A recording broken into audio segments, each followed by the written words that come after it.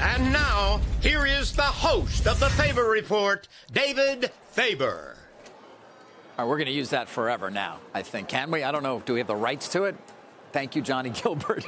Guys, Jim mentioned it earlier, of course, that move up in AMD, which continues to move up sharply, perhaps becoming at least partially a little bit a meme stock, but it has had the effect of widening the spread in that deal to acquire Xilinx, and that's kind of where we're going to focus on today's Faber Report, because, of course, there is antitrust risk that has risen for virtually every deal that is out there. And you can see what I'm talking about, of course. Just look at the moves in the two stocks, right? It is largely a stock deal.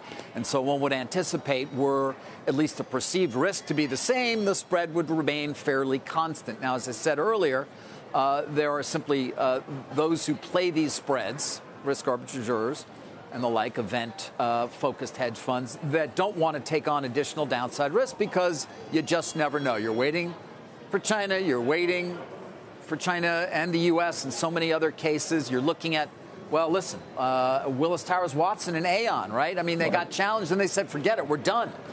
That, of course, concerned people. There's a report today from The Information about a UNH deal.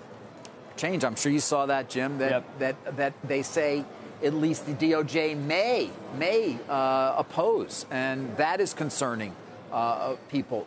It is the talk, certainly, of M&A circles, not for the deals that you'll continue to see apace. Ken Moles was talking about yesterday, PE deals, technology companies perhaps you've never heard of, 5, 6, 8 billion. But the bigger ones or ones that are in industries in any way that may have a tinge of antitrust complication, that's where it's going to take a toll. And by the way, it is across the board. Take a look at some of the other deals out there. Remember Analog Devices and Maxim? Sure, ADI. Yeah, remember that one? Yeah. Spreads opened up there a bit too. We're still waiting on China. They thought it would come. Thought it would come in June. Who knows, right? Who knows? The one that people say is the new twinge of negativity. Yeah, I mean, we were talking about NXP and Qualcomm. That's what happened there. They just finally said we give up in waiting. IHS Market and S&P Global, take a look there. Spread has also widened dramatically. Again, was announced just on my concern. show. I thought that was an easy deal to get done. Concern about antitrust, and it goes on from there. So it is certainly an issue that we have to keep a close eye on in the markets overall for deals of significant size. Well, is someone getting wiped out, David? Hurt, for sure. Hurt. Well, AMD Xilinx hurt. Yes, hurt.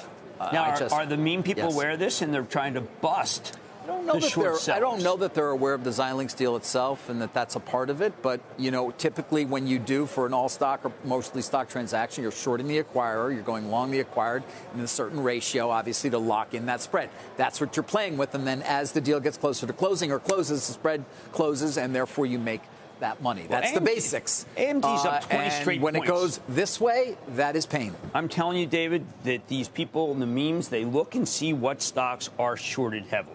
They look at their percentage. They do not think. Right. They may not have even known that it's necessarily because they're in a deal, but they just look at why is AMD being shorted. Exactly.